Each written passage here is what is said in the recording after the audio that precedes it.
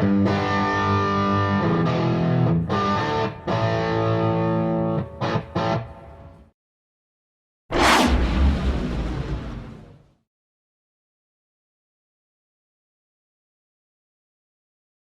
this is Rebecca Dirks for PremierGuitar.com. We are here backstage at the Bradley Center in Milwaukee talking to Neal Schon of Journey, and we're here to talk about your guitars. Basically, let's start with the one you're holding now because you have a new signature PRS coming out, right? Yeah, this is the first prototype of a couple models that are going to be coming out that will be shown at the new NAMM show in January in Los Angeles. And this is a 15-inch body, single cut, and spruce top, curly maple, sides and back, mahogany center. Oh, okay. And so it's solid, it's mahogany down through here, all through the middle of the guitar. And, I've updated these holes a little bit. I wanted to come with something a little bit different. So this was the first shot at sitting in a computer room with John Wasserman there and moving lines around. And Paul likes a lot of really smooth lines. I had them a little edgier and looking, a little cooler, but we went back and tweaked it a little bit, and they're probably about close to a little bit less than, or a little more than half the size now, and a little sleeker looking, but nevertheless, it sounds amazing. This guitar, ever since I picked it up, I haven't taken it off. And, the weight, I don't know, you're probably familiar with guitars, Yeah. but, after wearing, Pauls and 10-pounders for years, this is really like a delight to play. How much are these weighing in at? These are weighing like, I think I haven't weighed it, but I have to tell you, they feel like about 5 pounds. Yeah. I guess the spruce and the maple. Yeah, and then we have this is the 15-inch one, like I said. Then there's a 14-inch body that's a bit bigger than a regular single cut, and it's the same setup. Same semi-hollow. It's semi-hollow, but only one F-hole on top, and the bottom is solid. But two knobs, I moved the knobs around a little bit more in different areas. I moved this back because I'm used to reaching back. Just from what I like, Paul's like, well, why do you want it back that far? And it's because I reach behind and I don't reach down. Yeah, you don't want to have to learn a whole new way to. I can learn anything, but I just thought, since we're building it from scratch, why not make it comfortable? Exactly. So are these going to be the pickups that are in the production one, or are these just in yours? These are what I put in here right now, and it's a Seymour Duncan custom that I've grown attached to, and I know that Paul, he's got a couple pickups that are very similar to this. His pickups actually sound really great. I love the pickups that they'll be using in this guitar. I knew what this would sound like immediately, so I wanted to use it immediately on stage. And so rather than going back and forth and saying, why don't we try this, try that, I said, let's just put these in so I can get it on stage immediately. But, and we will not have sustainers in the production model that comes out. But yours, you do use the Sustainer in all your guitars, right? I do, because I use it on and off all night for all kinds of effects and things that I do with it, and it's just become a part of my playing. So you've got the one switch is for the Sustainer. What's the other switch for? This is an octave above, medium octave above and behind, and an octave below. And those are just for yours. That's not going to be, you're not going to get an octave in the production model of If this. anybody wants to get them customized, they can always send it to the same guy that I sent it to, is Gary Brower in San Francisco. And he's the man. He's the guitar man. So you're using the Fernandez Sustainer, is that, or is it? This is an older styled Fernandez Sustainer that they've been making special for me for years now, because I guess they came with newer models and I tried it and I wasn't crazy about it. And so I asked them to please continue making the older ones that are a bit more involved. There's a lot more parts, harder to install. But they sound great. And so the thing I love about them is that when you turn them on and off, you don't notice any tone change. And the new ones, you turn them on, and there's definitely a lot of soaking up from the natural sound. And you have the Floyd in pretty much all of your guitars, right? I do. I've gotten used to using Floyds, and I've gotten used to not having to tune in between songs, because our set is pretty like rapid fire, and so I don't like having to change out guitars, even though I have like probably about 150 guitars. It'd be nice to show them all off in every song, you know. I like holding on to one once I get it, you know, like this guitar is really comfortable to me, and the other one, the black one, like this one. And so I go between these two and maybe play a Strat on one song. Yeah. What are you playing the Strat for? Lights. That's what I thought. That's what I Lights, thought. you have to use a Strat, you know. You have the ebony boards on all of these? Ebony board on the 15-inch and rosewood on 14-inch. And what's happening on the 14-inch as well is I said, let's make them different. I made these guys crazy because I love the spruce and the bigger. I've always loved spruce tops. You know, they're warm and they've got a nice top end, but like a bit fatter always sounding. Always loved, you know, the big jazz boxes, and they resonate really well. But on the 14-inch, I'm doing curly maple top. Oh, nice. The same configuration, only curly maple top. It'll have a bit more high end. And this guitar is real. You know, there's a lot of diversity to it, and the sounds I can get out of it. You know, I can play, you know, blues, R&B, rock, anything I want to play with it, and it'll do it all. And this is a Switch 2 that we're still trying to make enough of them to put into production model. And this is something Gary Brower's been putting in my guitars forever. And it's you know, a single cut. When you pull it out, it'll go into single cut. But also when you roll it back, it's a filter. Okay. And so it's kind of like a roll-on baritone. And I can get like telly sounds and Strat sounds out of this when you turn the volume down. So that's the special EQ wiring everybody talks about there. Yeah, yeah. You're using this one, and you said the black one that you're using, is that also There's another one a 7? exactly like this. It's black. Same guitar, only just black. Okay. And a Strat, and that's it. And on maybe I use McCarty Okay. on one song. What song's that? Wheel. And why do you use that one versus a semi? It's in a D tuning, Okay, sounds good. a low E's down to D. Yeah, easier than. And if I didn't have this on, I'd just go and go where and straight down, but it doesn't go anywhere. You can't do that with that. All right, sounds good. So what strings are you using? These are Diodario's. Okay. And you know, I go back and forth from 10s and 9s, but I usually I like 9s. I like lighter strings. Everybody's like, well, you need to get some more, you know, heavier strings on there. And I go, yeah, but you know what? It's all like in your fingers, and you don't have to beat it to get a big sound out of it. If you got a great amp or whatever you're plugging into, and good guitar and good amp, and you know, it's really in the right hand and left hand of how it all comes out. So low but not too low is about where you like to set it. Yeah, Okay. somewhere in between. All right. Well, we'll head out in a little bit and actually check out the rig, but do you want to talk a little bit about what you're doing amplification-wise, because you're using kind of split between the Black Star and the Fractal? That's what I'm doing right now, what I've been doing with Journey, and it's been working great. My sound guy in front loves it. You know, he knows what he's going to get every night. You know, I tried a Black Star when we were in London. We were playing the Donington Festival years back, like about 4 years ago, or 3 years ago, 4 years ago, something like that. And I saw the company was backstage, and they had some amps back there, and I just went and played through it. And I go, wow, this amp really reacts nicely, you know, and was warm and punchy and sounded kind of brown sound Marshall, and you know, figures because there's a lot of old Marshall guys over there. And so I've been working with them, and they've been absolutely awesome. You know, I mean, they supply me when I go overseas. They give me amps over there. Most of their amps sound the same. So it's not like, no, I have to take that head and that bottom, you know. And so everything is, you know, I think they make high quality, you know, amps, and they hold up. That's basically like your dry rig, right? That's a dry rig. The only thing that's in front of it, I have a few pedals of like an old Boss, like a blue compression pedal. Okay, this is CS3 or something. Yeah. What are you using that for? I don't use it that much. I use it sometimes when I'm like flying around, playing really quickly.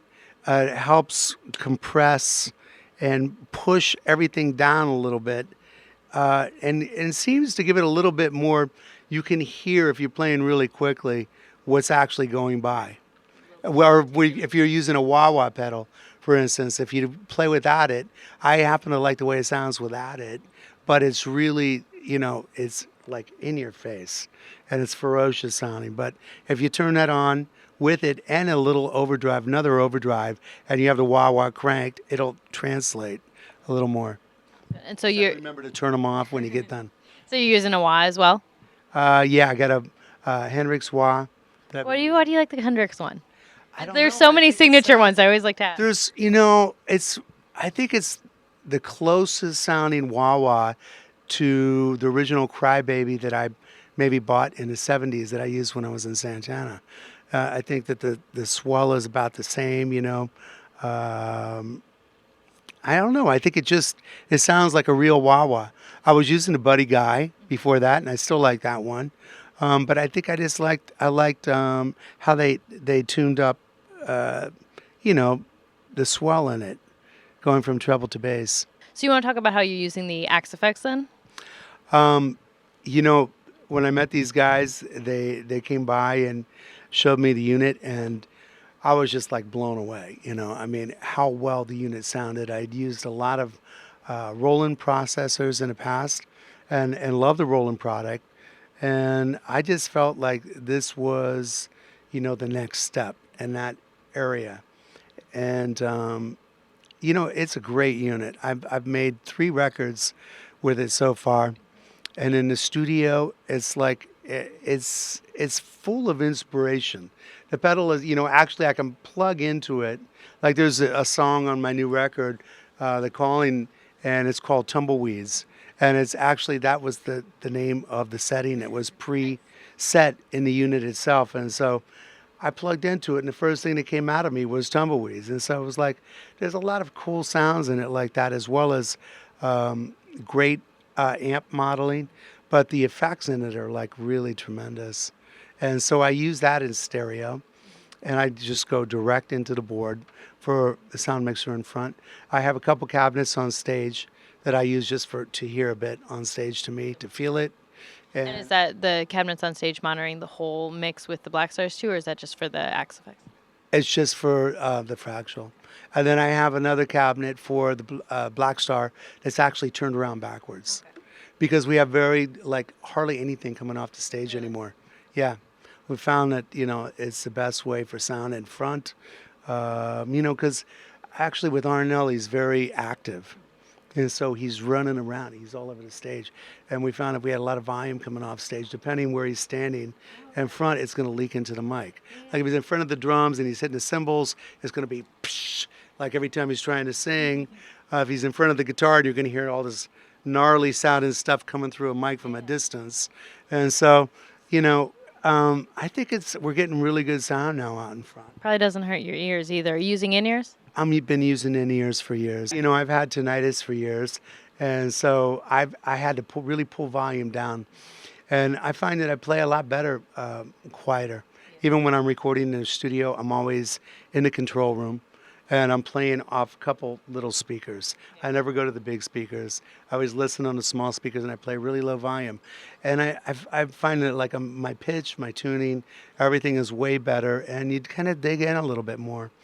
When it's done, I like to play it back, loud. Yeah, right. A few times, But being out here and playing as many shows that we do, there's a lot of guys who use the in-ears and they have them blasting in their ears, and I'm like, I don't know what the purpose of how that gets you ahead in any area, because it's, first of all, it's like right in your ear. You can't get away from it, and I find that.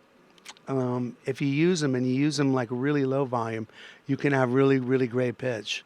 I think for singers too, if singers turn it up too loud, then they can't hear anything around them. You catch the nuances and I everything think better. there's something to be said about old monitors and the monitors being on the ground for singers, and then when they use in-ears. I've heard everybody, and I mean everybody, sing with in-ears and sing out of tune at one point, because I think that there's something to be said about the time lapse that it takes from the sound from the speaker to travel to the brain, to the ear, to the brain, and for you to figure out what note is supposed to come out. And I think that when it's in your head already, there's no time lapse for the brain to decipher what note that is before you sing. So that's my own. That's interesting. Yeah, I believe that though. I mean, I've seen Stevie Wonder, he never sings out of tune ever. And he's always like completely on, like amazingly on. And I've seen him with in-ears and like a little bit off once. And I was like, and I looked and I goes to in-ears. Yeah. But for you, as a guitar player, you feel like it makes your playing better. I like keeping the volume low, you know. Um, the only thing I don't like about him is I can't hear the audience. Like every night we play and everybody goes, "Did you hear the audience?" And I'm going, "No, were they good?" And they're like, "Yeah, they were going nuts." And I'm like, "Damn, I'd like to hear that." All right, audience, work harder for Neal because he has to see it.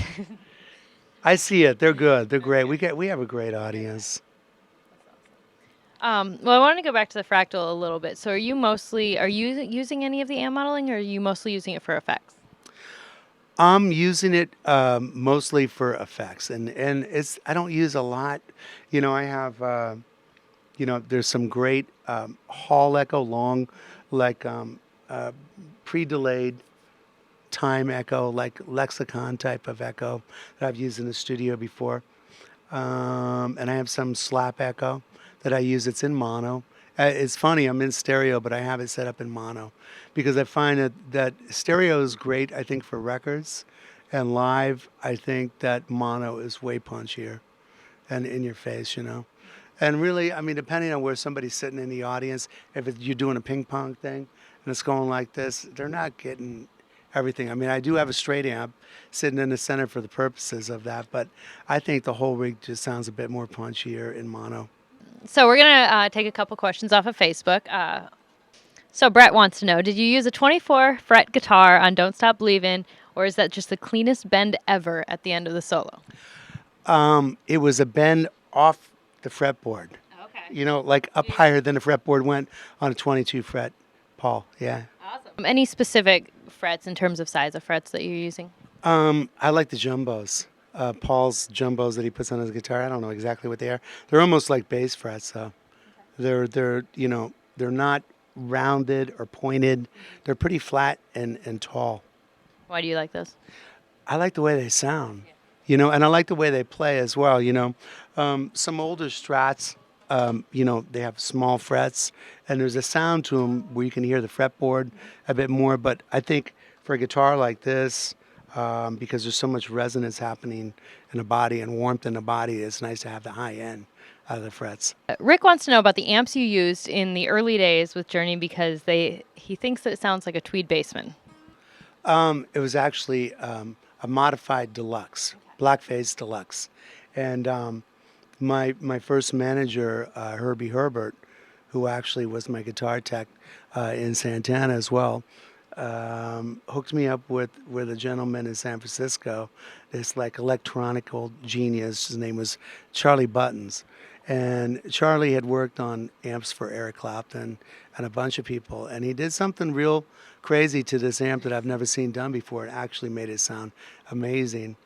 And I didn't know exactly what he did, but I later had it dissected and figured it out. And we had a 10-inch. He took out the 12-inch speaker for one, made a new speaker board in the front, put a 10-inch Altec Lansing, a 12-inch I think a Lansing. I don't know. It was two of those speakers. I can't remember exactly. 10-inch and a 12? A 10-inch and a 12-inch, and then he hooked them out of phase purposely, and then unhooked the reverb wires inside the amp. And that actually gives the amp a bit more stout in the front. And the amp sounded amazing. And you could walk in front of it and hit a note like this, and it would just go immediately into, harmonic feedback. It was wicked, really. Awesome. Yeah. That's great. See, thank you for asking questions on Facebook, people. That's awesome. Yeah. All right. Okay, a bunch of people want to know, and this Oh, a is JBL. An Altec Lansing. the 12 was a JBL, and the 12-inch was an Altec Lansing. There you go. Right. That's digging way back. All right. People want to know if you have any of your Schon guitars. I do. I have a few, but actually the best ones that I have, which I've been talking to Paul about, part of the deal that I made with Paul is that we were going to get back to that guitar. when we decided to work together, and I said, sure, we can work on some brand new stuff, but I do want to get back to that guitar because it's a great sounding guitar, and I have a few new prototypes, one of which was made by Fernandez, and one was made by a gentleman that used to work for Fernandez, and so I've got new guitars to work with that are much better versions of the other ones. And there are some videos floating around of one of the prototypes that when I was playing with the Abraxas Pool Band, which was like the Santana band, and we did a record, and there's live YouTube stuff that's out there, and I'm playing that guitar. Are you going to have an SE of the PRS? Most likely. Yeah. We haven't talked about doing it with these hollow bodies, but I'm sure we can. And actually, the SEs, Paul's SEs, are very good. I played, I do this thing where, I don't know if you saw it, but on MSN, I just donated a guitar, and I drew all over it, and it was an SE. Last year, when we were playing the major markets, I was giving away an SE every night. And so what I do is I take the guitar off and I'd paint it up with marker pens before we went on. Take me about a half an hour. And then I'd take it off in the middle of the set and put it around some little kid out there. And so I had to play the guitar because, I'm taking it off and giving it to somebody. And so after playing it, I'm like, damn, that thing sounds really good. Really did played well and sounded good. Adam needed to set it up a little bit, but really good sounding guitars. Anything particular you're doing with the your neck profile or anything like that with these signature models? Well, you know what? The 15-inch I'm going to keep the same as the private stock that came out, last couple of years, and because I like that neck joint for the bigger body guitar.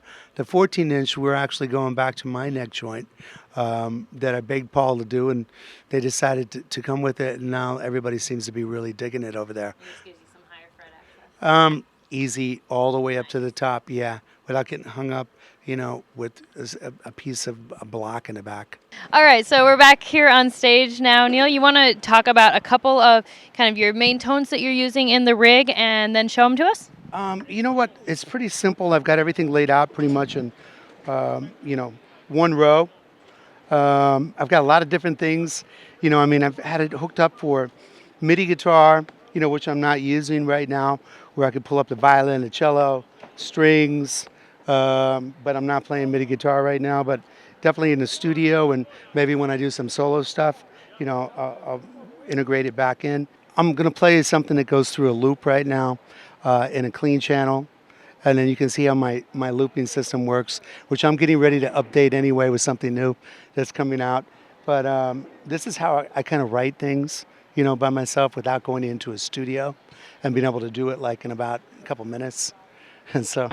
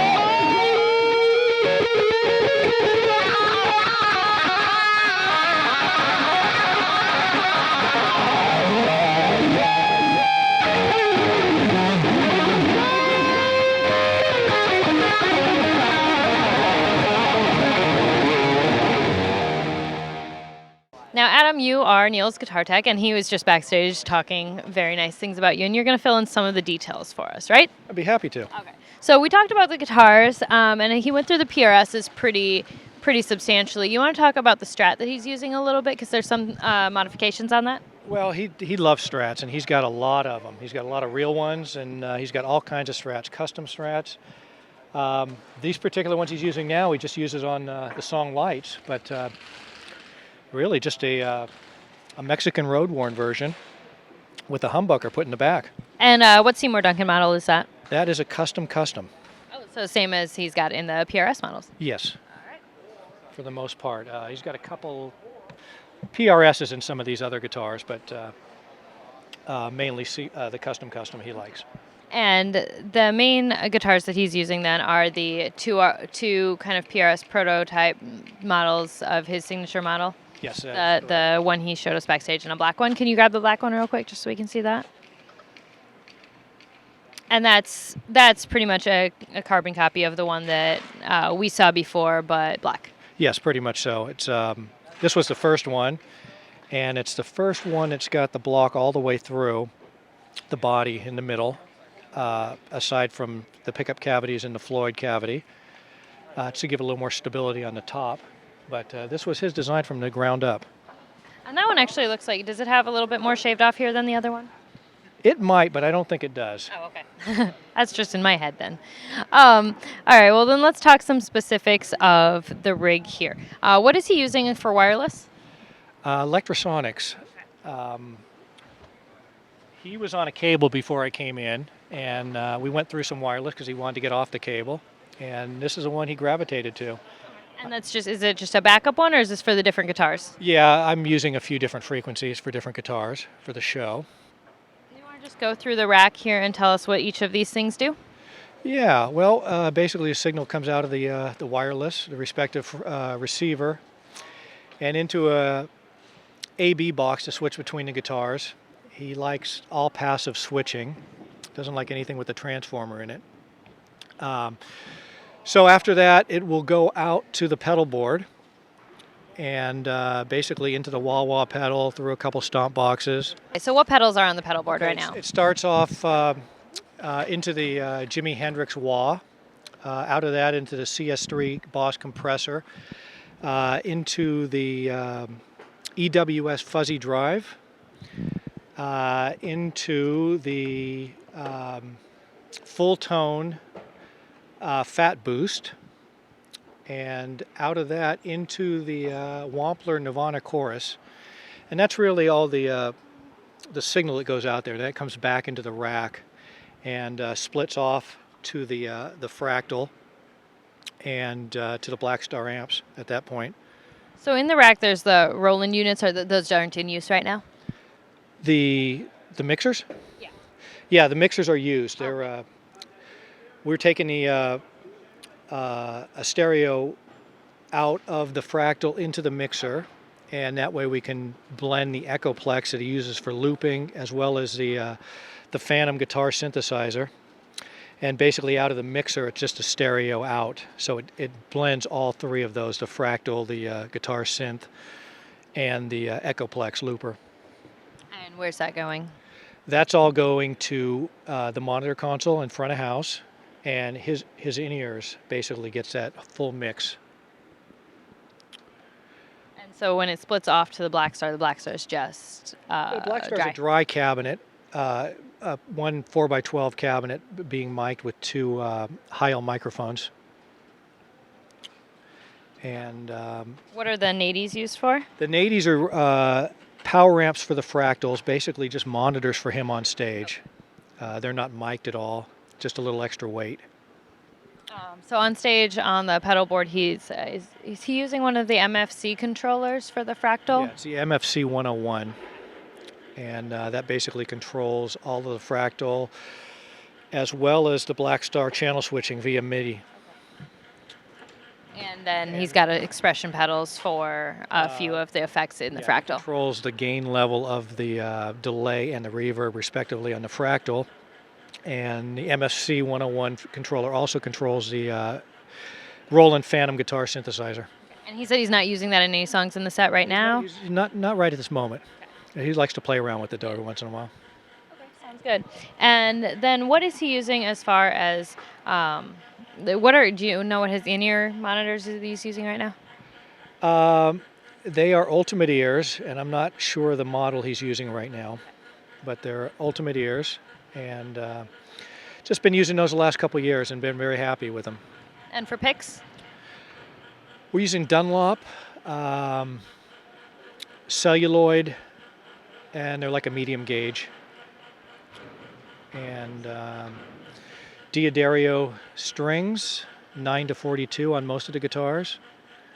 Depending on the tuning. Right now, all the standard tuning gets that, and there's a drop D tuning, which I'll put a heavier low D string on. And he talked about, obviously, he's got the special push-pull circuit on his PRSs. Is that on the Strat too, or is that wiring just normal? Yeah, that's just a normal wiring on the Strat. Anything special with the Black Stars, or those stock? They're actually stock. He took a liking to those, and we all liked them. The front of house really likes what it does with the fractal, and it's basically gives it some weight and some definition with the fractal and the processing that delivers. And for clean, is it just the Black Star? For clean, it's the Black Star and the fractal. Okay. Yeah. So keep them both in all the time. Right. Is he just using one of those heads and the other two are backups, or how is that working? Yeah, right now it's just one amp to one cabinet. We've covered the main guitars. Can we talk about some of the other guitars he's bringing on tour here? Yeah, well, he's got a one of the first prototypes of the semi-hollow bodies, and this is using on one or two songs now, but it's basically his design from the ground up as well. And that one actually doesn't have the Sustainer in it. No, it doesn't have the Sustainer, and it doesn't have the block all the way through, so it pretty much sings and sustains all by itself.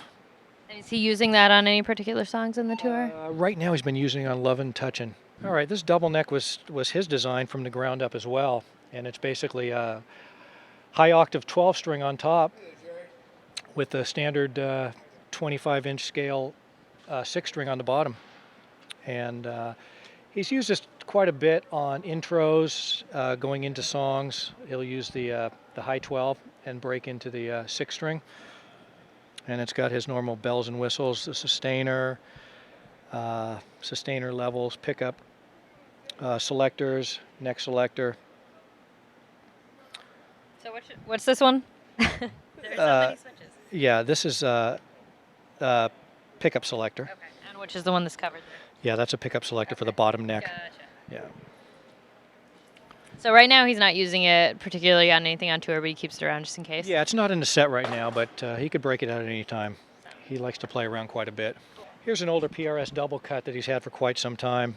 It's got the rolling guitar synth built in. With this guitar, he can switch guitar synth presets on board with these switches here. Right now he's just using this without the synth and using it on the drop D for Wheel in the Sky. All right, well, thank you for taking some time to show us through the rig. My pleasure. This is Rebecca Dirks for PremierGuitar.com.